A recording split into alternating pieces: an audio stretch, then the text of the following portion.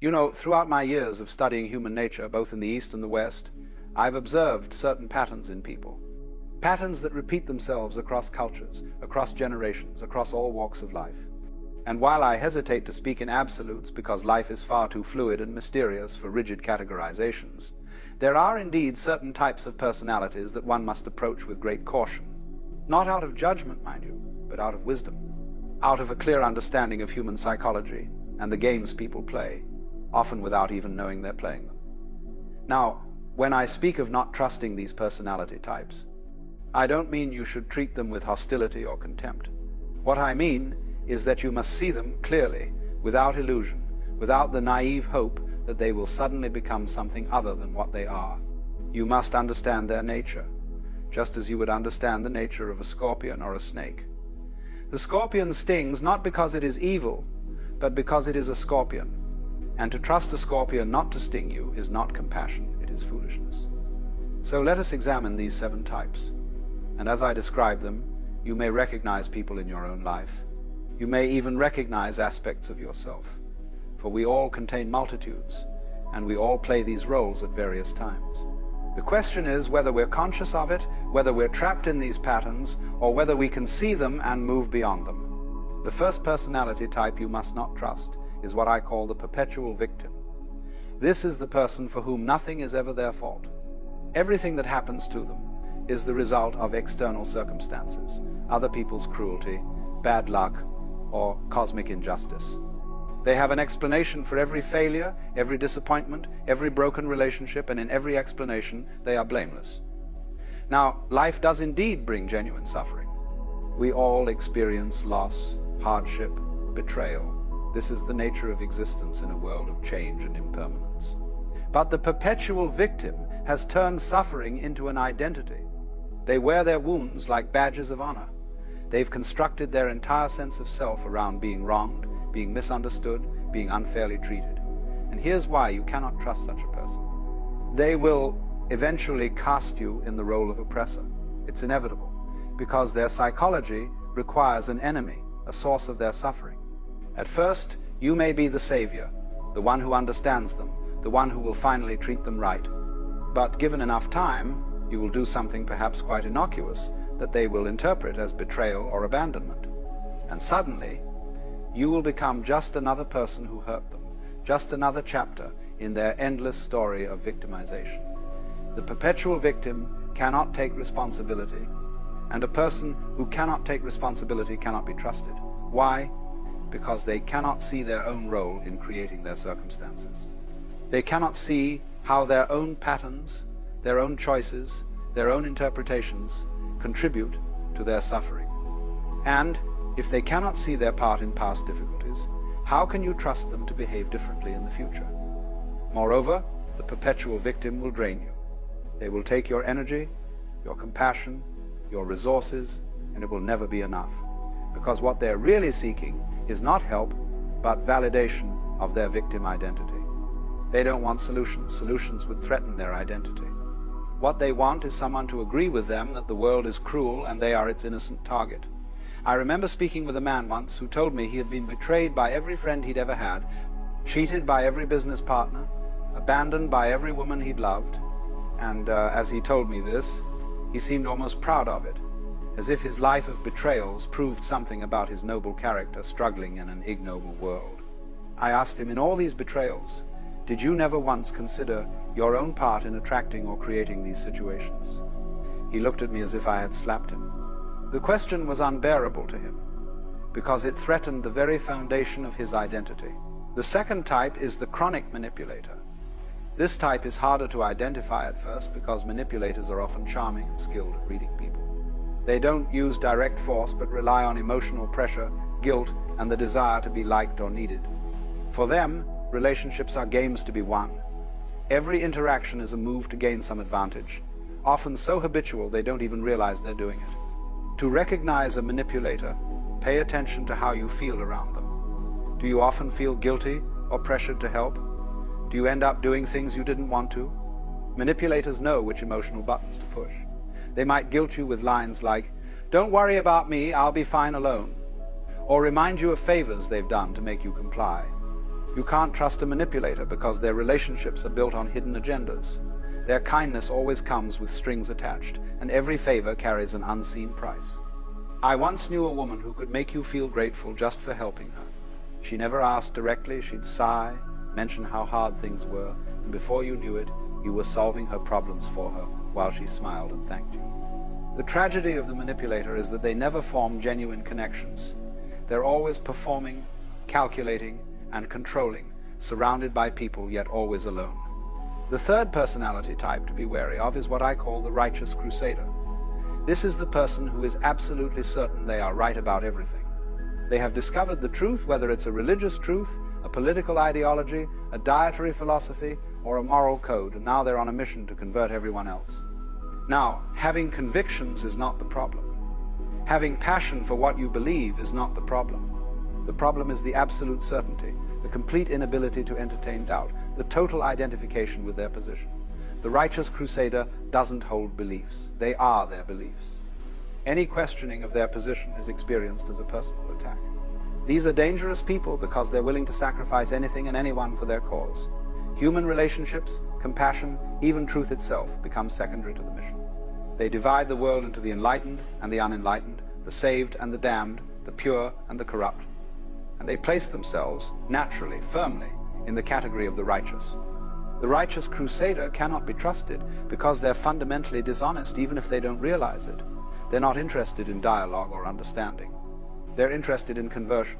When they appear to listen to you, they're not really listening, they're waiting for their turn to speak, already formulating their counter-argument, already fitting what you say into their pre-existing framework. I remember encountering many such people in my early days of teaching about Eastern philosophy. Some would come to me already having decided that Buddhism was the answer to everything, and they wanted me to confirm their certainty. When I would suggest that perhaps there were many paths, that perhaps mystery was more important than certainty, they would become upset. I wasn't giving them what they wanted, which was absolute validation of their position. The righteous crusader is often driven by fear. Fear of uncertainty, fear of the vast unknowability of existence, fear of their own doubts. They've constructed a rigid belief system to protect themselves from the terrible openness of not knowing. And they cling to this system with desperation, because without it, they would have to face the abyss. You cannot trust them, because they will eventually demand that you conform to their beliefs. There will come a point where your friendship, your relationship, your value in their eyes becomes conditional on your agreement with their worldview. And if you don't agree, you become the enemy, the obstacle to truth, the person leading others astray. The fourth type is the chronic liar. This one seems obvious, but it's often more subtle than it appears. Chronic liars aren't just people who tell blatant falsehoods. They're those for whom truth holds no real value. Reality to them is whatever serves their purpose in the moment. They don't lie about everything. Often they tell enough truth to make their lies believable. That's what makes them dangerous. They blend honesty and deception so skillfully that you can't tell where one ends and the other begins. What separates them from someone who lies occasionally is their lack of connection to truth as a principle. They feel no guilt or discomfort when twisting reality. Lying becomes second nature, and over time, they may even start believing their own fabrications. You can't trust a chronic liar because their words have no stable foundation. Their identity shifts constantly, like a chameleon adapting to its surroundings. Without truth, there's no real self and no real relationship. All that's left is a performance, a shifting mask you can never see behind. The fifth personality type is the user. This is the person who sees others purely as instruments for their own purposes. They're friendly when they need something, distant or disappearing when they don't. Their affection is transactional. Their loyalty lasts exactly as long as you're useful to them. Now, all relationships involve some degree of mutual benefit. This is natural and not problematic in itself. We help each other, we support each other, we exchange value. But the user takes this to an extreme. They have no genuine interest in you as a person. They don't care about your well-being, your growth, your happiness, except insofar as these things might affect their ability to use you. The user is often quite skilled at making you feel special.